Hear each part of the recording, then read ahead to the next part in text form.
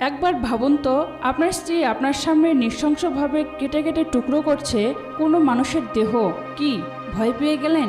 হ্যাঁ, আজ আমি আপনাদের এমন একটা মেয়ের গল্প বলবো যার ভয়ঙ্কর সব কাজ করতে একেবারে হাত কাঁপে না। আর আমি কথা দিচ্ছি, আজকের ভিডিওটা দেখা শুরু করলে আপনি 1 সেকেন্ডের জন্য আপনার চোখকে অন্যদিকে সরাতে পারবেন না, কারণ অন্তত আমি তো পারিনি। তবে হ্যাঁ, আপনি যদি দুর্বল হার্টের মানুষ হয়ে থাকেন তাহলে আজকের মুভিটা আপনার জন্য না। কেননা এই মুভিতে এমন কিছু সিন আছে যা দেখলে আপনার ছোটোখাটো একটা স্ট্রোকও হয়ে যেতে পারে। বলছিলাম 2015 সালে মুক্তি পাওয়া comedy thriller movie home sweet হেলের কথা। তো চলুন বন্ধুরা, আর কথা না বাড়িয়ে এক থ্রিলিং গল্পের এক্সপিরিয়েন্স নিয়ে আসি। গল্পের শুরুতেই আমরা ডন এবং মনের একটা ছোট্ট পরিবার দেখতে পাই, যেখানে তাদের এলিসন এবং অ্যান্ড্রো নামের একটা ছেলে এবং একটা মেয়ে আছে। দূর থেকে পরিবারটাকে খুবই সুখী মনে হলেও আসলে তারা খুব একটা সুখী নেই, কেননা স্বামী থেকে শুরু করে পরিবারের সবকিছুই মোনার কন্ট্রোলে। মোনা যা বলবে ডনের ঠিক সেই কাজটাই করা লাগবে। মানে কিছু টাইপের দজ্জাল মহিলারা আছে না, সেরকম আর কি। সে সব কিছুর জন্য একটা রুটিন বানায় আর সবাইকে সেই নিয়মেই মেনে চলতে হয়। এমনকি ডন কখন তার সাথে অন্তরঙ্গর মুহূর্ত কাটাবে সেটাও তার আগে থেকে ঠিক করা থাকে। আর এর জন্য ডন কখনো ইচ্ছা থাকা সত্ত্বেও তার স্ত্রীর কাছে যেতে পারে না। সে তার বাচ্চাদের ব্যাপারেও একটু বেশি সচেতন। সে চায় তার বাচ্চারা যেন সবসময় সবকিছুতে প্রথম হবে। তাদের করা যে কোনো সামান্য ভুলের জন্য তাদেরকে চরম শাস্তি দেওয়া হয়। আর এসব কিছু দেখে ডন খুব হতাশ হয়ে পড়ে, কিন্তু সে জানে সে এসবের কিছুই বদলাতে পারবে না। সে অনেক চেষ্টা করে মোনার কাছাকাছি আসতে। সে যতবারই মোনার কাছাকাছি আসার চেষ্টা করে ততবারই মোনা তাকে দূরে সরিয়ে দেয়। আর সে তাকে বলে এখনো সময় আসেনি। প্ল্যান অনুযায়ী আমাদের যখন ইন্টিমেট হওয়ার কথা আমরা ঠিক তখনই ইন্টিমেট হব। ইস, বেচারা ডনের জন্য কিন্তু আমার বেশ খারাপ লাগছে। ডন তার দিনের বেশিরভাগ সময় দোকানে কাটায়। তার একটা ফার্নিচারের দোকান আছে। দোকানটা আসলে মোনার বাবার থেকেই পাওয়া, মানে মোনাই হচ্ছে এই দোকানের মালিক। তার স্ত্রীর সাথে তার সম্পর্ক ভালো না থাকা সত্ত্বেও সে তার পরিবারকে টিকিয়ে রাখার জন্য সবকিছু মুখ বুঝে সহ্য করে আসছে। তো যাই হোক, একদিন ডন তার দোকানের জন্য কাজের বিজ্ঞপ্তি দেয় আর সেখানে ডাস্ট নামের একটা মেয়ে অ্যাপ্লাই করে। সে দেখতে খুবই সুন্দরী এবং তাকে প্রথম দেখায় ডন অনেক পছন্দ করে ফেলে আর তার সাথে ইন্টিমেট হওয়ার প্ল্যান করতে শুরু করে। তো এরপর ডাস্টিকে দেখার পর মোনা তাকে কাজে রাখতে বলে, কেননা সুন্দরী মেয়ে থাকলে দোকানের কাস্টমার বেশি আসবে।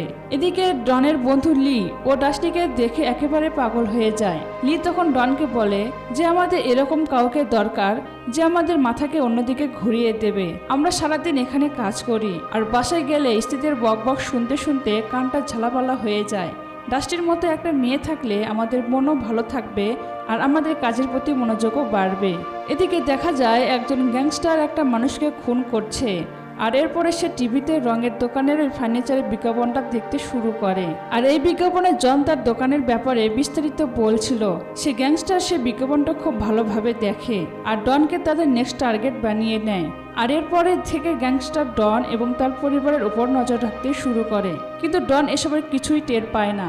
সে টের পাবেই বা কিভাবে? তার পুরো মনোযোগ তো এখন ডাস্টির দিকেই, কেননা সে তার স্ত্রীর সাথে কখনো অন্তরঙ্গ হতে পারে না আর যার কারণে সে মোটেও সুখী ছিল না। আর ডাস্টিও বুঝতে পারে যে ডন তার প্রতি দুর্বল হতে শুরু করেছে।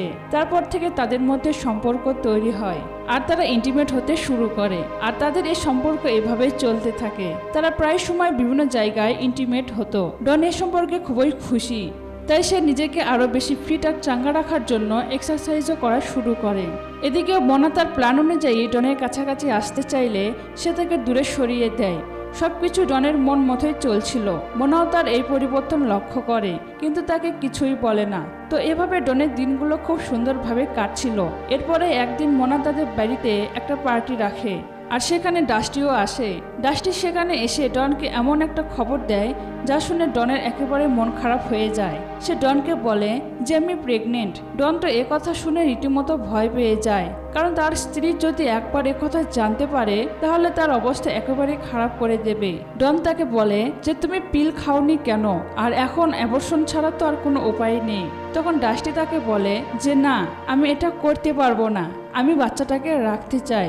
এই কথা শুনে তো ডন আরো বেশি চিন্তায় পড়ে যায়। সে বুঝতে পারে না তার এখন ঠিক কি করা উচিত। তাই সে এ ব্যাপারে পরামর্শ নেওয়ার জন্য তার বন্ধু লির কাছে যায়।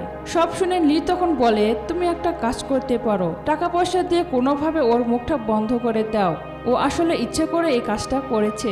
আজকাল ওদের মতো মেয়েরা এভাবে বড়লোকদের সাথে সম্পর্ক করে, পরে তাদেরকে ব্ল্যাকমেল করে তাদের কাছে টাকা নেয়। এদিকে দেখা যায় ডাস্টি মরফি নামের এক গ্যাংস্টারের কাছে যায়। মরফি হলো সেই গ্যাংস্টার যে এতদিন ধরে ডন এবং তার পরিবারের উপর নজর রাখছিল।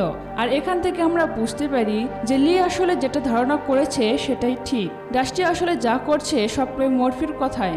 মরফি যখন কাউকে টার্গেট করে তখন তার কাছে ডাস্টিকে পাঠিয়ে দেয়, আর তারপর তারা সবাই মিলে তাকে ব্ল্যাকমেল করে তার থেকে টাকা আদায় করে নেয়। কিন্তু এবার ব্যাপারটা একটু অন্যরকম, কেননা এবার ডাস্টি ডনকে পছন্দ করে ফেলেছে। এরপর যখন ডাস্টির সাথে ডনের দেখা হয় তখন সে ডাস্টিকে সব কথাই খুলে বলে। সে বলে যে দেখো, আমি ম্যারিড, আমার ছেলে মেয়ে আছে, আমি ইচ্ছে করলে এই সম্পর্কটাকে বেশি দিন টানতে পারবো না, তাই আমি চাই তুমি আমার থেকে দূরে চলে যাও। কথাগুলো বলে সে ডাস্টিকে $13,000 দেয়। এটা দেখে ডাস্টি খুবই কষ্ট পায়। সে কাঁদতে কাঁদতে ডনকে বলে যে তোমার কি মনে হয় আমি একটা নষ্ট মেয়ে, এই জন্য তুমি আমাকে টাকা দিয়ে দাঁড়িয়ে দিচ্ছ? আমি তোমাকে সত্যিই ভালোবাসি আর আমি তোমার সাথে থাকতে চাই, কিন্তু সত্যি তুমি যদি চাও আমি তোমার সাথে না থাকি তাহলে আমি তোমাকে জোর করব না। আর এই কথাগুলো বলার পর সে টাকাগুলো নিয়ে মন খারাপ করে সেখান থেকে চলে আসে। সে টাকাগুলো নিয়ে মরফির কাছে আসে। টাকাগুলো তাকে দিলে মরফি এত কম টাকা দেখে তাকে অনেক বকাবকি করে। সে ডাস্টির উপর অনেক টর্চার করে আর ডনের কাছে থেকে খুব তাড়াতাড়ি $25,000 নিয়ে আসার হুমকি দেয়। তাই বাধ্য হয়ে ডাস্টি আবারও ডনকে ব্ল্যাকমেল করতে শুরু করে। সে তাকে ফোন করে বলে টাকা না দিলে সে মোনাকে সবকিছুই বলে দেবে। এটা শুনে ডন খুব চিন্তায় পড়ে যায়, কারণ তার কাছে আর কোনো টাকাই ছিল না। তখন সে ভাবে এর থেকে বাঁচার একটাই উপায় আছে, আর সেটা হলো মোনাকে সব কথা বলে দেওয়া। মোনা এটা জানার পর তার সাথে যে কোনো ধরনের ভয়ঙ্কর কিছুই ঘটতে পারে। তারপরও সে সাহস করে মোনার কাছে যায়। সে চেষ্টা করে কথাগুলো জানানোর, কিন্তু সে বুঝতে পারে না মোনা এটা শোনার পর তার উপর কি রিয়াক্ট করবে। তারপর সে তাকে সব কথাই খুলে বলে। কথাগুলো শুনে মোনা একটা ডায়েরি নিয়ে আসে। তাকে দেখে মনে হচ্ছিল কথাগুলো সে খুব সাধারণভাবেই নিয়েছে। এতে ডন আরো বেশি ভয় পেয়ে যায়। তখন মোনা তাকে জিজ্ঞাসা করে তুমি কি এখনো ওই মেয়েটাকে ভালোবাসো? উত্তরে ডন বলে যে না, আমি এই মেয়েকে ভালোবাসি না, আমি শুধু তোমাকেই ভালোবাসি, আমি তোমার সাথে থাকতে চাই। মানে বিপদে পড়লে কত কিছুই না বলতে হয়, তাই না? যাই হোক, ডন ভাবে যে সে হয়তো মোনাকে মানিয়ে নিতে পেরেছে, কিন্তু এরপরে শুরু হয় আসল ঝড়। মোনা ডনের ওপর প্রচন্ড রেগে যায়, কেননা তার পরিবার তাকে সবকিছুই দিয়েছে। আজ সে যাই পেয়েছে সবটাই তাদের জন্য। তারা যদি না থাকতো তাহলে ডনকে না খেয়ে বাঁচতে হতো। তার সাথে সে অনেক রাগারাগি করে। পরে মোনা তাকে বলে যে কোনো উপায় হোক তোমার ডাস্টিকে মেরে ফেলতে হবে, কেননা এইসব মেয়েরাই কখনোই তোমার পিছু ছাড়বে না। তুমি যাই করো না কেন সে তোমার কিছুই করতে পারবে না। সে সমাজে আমাদের মান সম্মান একেবারে নষ্ট করে দিবে। মোনা ডনকে দুইটা চয়েস দেয়। সে বলে যে হয় তুমি ডাস্টিকে মেরে ফেলবে, আর না হলে তুমি আমাকে ডিভোর্স দিয়ে আমার বাচ্চাদের থেকে অনেক দূরে চলে যাবে। ডন বুঝতে পারে না যে সে কি করবে, কারণ সে তার বাচ্চাদেরকে অনেক ভালোবাসে। তাই সে কোনোভাবে তাদের থেকে দূরে সরে থাকতে পারবে না। তাই সে মোনার প্রেশারের উপর ডাস্টিকে খুন করতে রাজি হয়ে যায়। এরপরে সে ডাস্টিকে ফোন দেয় আর বলে তুমি আসলে আমার কাছ থেকে কি চাও? ডাস্টি তখন বলে তেমন কিছুই না, আমি তোমার থেকে $25,000 চাই। একথা শোনার পর মোনা আরো রেগে যায়। মোনা তখন তাকে বলে আমি তোমাকে বলেছিলাম না এরা কখনোই তোমার পিছু ছাড়বে না, বিভিন্নভাবে এরা তোমাকে ফাঁসানোর চেষ্টা করবে, আর দেখো সেটাই হচ্ছে। আর এরপর থেকে মোনা ডাস্টিকে মারার জন্য ডনকে প্রেশার ক্রিয়েট করতে থাকে। মোনা ডাস্টিকে মেরে ফেলার জন্য বিভিন্ন রকমের ওষুধের একটা পয়জন বানায়। আর তারপরে এই সাইকো মোনা ডনকে বোঝাতে শুরু করে যে ডাস্টিকে আমাদের যে করে হোক মেরে ফেলা উচিত, সে আমাদের সুখী পরিবারকে একেবারে ধ্বংস করে দেবে। এদিকে ডনেরও তার স্ত্রীর চাপে পড়ে এটা করা ছাড়া আর কোনো উপায় ছিল না। মোনা তাকে পয়জনটা দিয়ে বলে আজকে রাতে তুমি ওটাকে খাইয়ে দিবে। কথাটা শুনে ডনের অনেক ভয় লাগে, কিন্তু সে তারপর পয়জনটা নিয়ে অফিসে চলে যায়। আর সেখানে টাকা নেওয়ার জন্য ডাস্টিও চলে আসে। সে ডাস্টির ড্রিঙ্কসের ভিতরে এই পয়জনটা মিশিয়ে দেয়। যখন ডাস্টি সেটা খায় তখন তার মাথা যেন কেমন ঘুরতে শুরু করে, আর তখনই সে বুঝতে পারে যে ড্রিঙ্কসের সাথে কিছু একটা মেশানো ছিল। আর এরপরে এক মুহূর্তের মধ্যে সে ওখানে অজ্ঞান হয়ে পড়ে যায়। তারপর সেখানে মোনা চলে আসে আর ডনকে বলে যে ওকে উঠিয়ে আমাদের বাসায় নিয়ে চলো। ডন তার কথা মতো তাকে গাড়িতে উঠিয়ে তাদের বাসার গ্যারেজে নিয়ে আসে। সেখানে নিয়ে যাওয়ার পর মোনা তাকে নামানোর সময় দেখে ডাস্টি তখনও বেঁচে আছে। এটা দেখার পর ডন বেশ ভয় পেয়ে যায়, কিন্তু সে আরো বেশি ভয় পায় এটা ভেবে যে মোনা তার সাথে এখন ঠিক কি করবে। তখন মোনা ডনকে একটা হাতুড়ি আনতে বলে। হাতুড়ি আনার পর মোনা তাকে বলে যে এবার এটা দিয়ে তুমি ওকে নিজের হাতে পিটিয়ে মারো। এটা শুনে ডন আরো বেশি ঘাবড়ে যায়, কারণ সে এর আগে কখনোই এই ধরনের কোনো কাজই করেনি।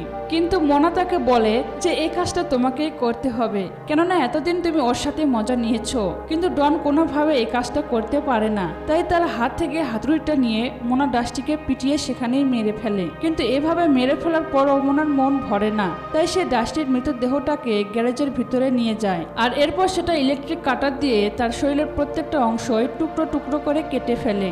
ডন এসব কিছু আর সহ্য করতে পারে না, তাই সে ওয়াশরুমে গিয়ে বমি করতে শুরু করে। সে তার স্ত্রী এমন অদ্ভুত কাজ দেখে একেবারে বাকরুদ্ধ হয়ে পড়ে। আর এর মাঝে অনেকগুলো দিন কেটে যায়। এদিকে মরফি ডাস্টিকে নিয়ে বেশ চিন্তায় পড়ে যায়, কেননা সে কয়েকদিন যাবৎ তার কোনো খোঁজখবরই পাচ্ছিল না। এদিকে ডন জানালা দিয়ে দেখতে পায় যে তার ছেলের সাথে মরফি কথা বলছে। এটা দেখে সে দৌড়ে ঘর থেকে বের হয়ে আসে, কিন্তু ততক্ষণে মরফি সেখান থেকে চলে যায়। তবে তার ছেলের কাছে একটা চিঠি দিয়ে যায়। ওই চিঠিতে লেখা ছিল যে সে তার সাথে দেখা করতে চায় এবং ডাস্টির ব্যাপারে কিছু কথা বলতে চায়। ডন আরো বেশি ভয় পেয়ে যায়, কিন্তু সে জানে মরফির সাথে দেখা না করে তার আর কোনো উপায় নেই। তাই তাদের দেওয়ার ঠিকানা অনুযায়ী একটা বারে চলে যায়।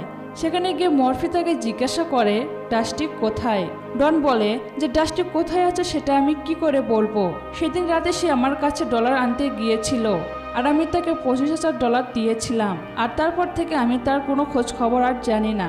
এদিকে গ্যাংস্টার মরফি বুঝে গিয়েছে যে সে ডাস্টিকে কোথাও গুম করে রেখেছে, তাই সে তাকে ব্ল্যাকমেল করা শুরু করে আর তার কাছ থেকে $25,000 চায়। আর এটা যদি সে না দেয় তাহলে সে হুমকি দেয় যে সে তার স্ত্রী এবং সন্তানদেরকে মেরে ফেলবে।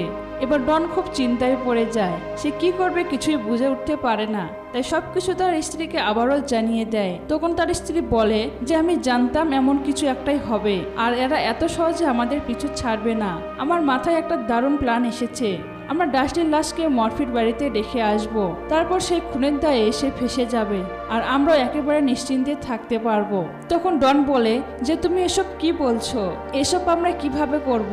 মোনা বলে ওসব নিয়ে তুমি ভেবো না, সবকিছু তুমি আমার উপর ছেড়ে দাও। আর এরপরে দেখা যায় যে রাতে ডাস্টির কাটা লাশ নিয়ে তারা মরফির বাড়ির সামনে পৌঁছে যায়। মোনা গোপনে মরফির বাড়ির ভিতরে ঢুকে যায় আর লাশের কাটা অংশ এবং মাথাটা ফ্রিজের মধ্যে ঢুকিয়ে রাখে। সে যখন এগুলো ফ্রিজের মধ্যে রাখছিল তখন সেখানে মরফির দলের একজন চলে আসে। লোকটার মনে হয় ঘরের মধ্যে কেউ একজন আছে। তখন মোনা বুঝে যায় যে লোকটা তাকে ধরে ফেলেছে, তাই সে রান্নাঘর থেকে একটা ছুরি নিয়ে আসে আর লোকটাকে সেখানেই মেরে ফেলে এবং দ্রুত সে সেখান থেকে বের হয়ে আসে। কিন্তু লোকটা তখনও বেঁচে ছিল, তাই সে মরফিকে ফোন করে সবকিছু জানিয়ে দেয়। আর তারপর মোনা গাড়িতে বসে পুলিশকে ফোন করে আর বলে যে মরফির বাড়িতে কিছু একটা ঘটেছে। এদিকে মরফিও সেখানে চলে আসে আর ঘরে ঢোকা মাত্রই সে তার দলের লোকের লাশটা সেখানে দেখতে পায়। আর তারপরে সে ফ্রিজ খুল দিয়ে ডাস্টির কাটা মাথাটা দেখে একেবারে ভয় পেয়ে যায়। তখন সে বুঝে উঠতে পারে না সে কি করবে। আর ঠিক তখনই সেখানে পুলিশ চলে আসে। পুলিশ তাদের বাড়িটা একেবারে ঘিরে ফেলে আর তাদেরকে বাড়ির বাইরে বের হয়ে আসতে বলে। মরফির সাথে মরফির একজন লোকও ছিল, সে কোনোভাবে বাইরে বের হতে চায় না, তাই সে গুলি করতে শুরু করে আর গোলাগুলির এক পর্যায়ে সে লোকটা সেখানেই মারা যায়। কিন্তু মরফির কপাল গুনে বাড়ির নিচ থেকে পালাতে সক্ষম হয়ে যায়। এদিকে ডন তার স্ত্রী এসব কাজ নিয়ে চিন্তা করতে করতে একেবারে অস্থির হয়ে যাচ্ছে। তাই সে একদিন সাহস করে তার স্ত্রীকে জিজ্ঞাসা করে তুমি এত সব ভয়ঙ্কর ঘটনাগুলো এত স্বাভাবিকভাবে কিভাবে করছো। আমার কেন জানি না মনে হয় অতীতে তোমার সাথে এমন কিছু ঘটেছে যা তোমাকে এমন হিংস্র বানিয়ে ফেলেছে। এটা শোনার পর মোনা তাকে জড়িয়ে ধরে কাঁদতে কাঁদতে বলে যে আমার অতীত একদমই পারফেক্ট ছিল না, আর কখনো তুমি আমাকে এই প্রশ্নটা করবে না। যদি কখনো এই প্রশ্নটা করো তাহলে আমি তোমার অবস্থাও ডাস্টির মতো করে ফেলবো। এটা বলে সে বেডরুমে চলে যায়। ডন তখন তার পাশে এসে বসে ভাবতে থাকে যে তার জীবনটা এভাবে বর্বর হতে চলেছে।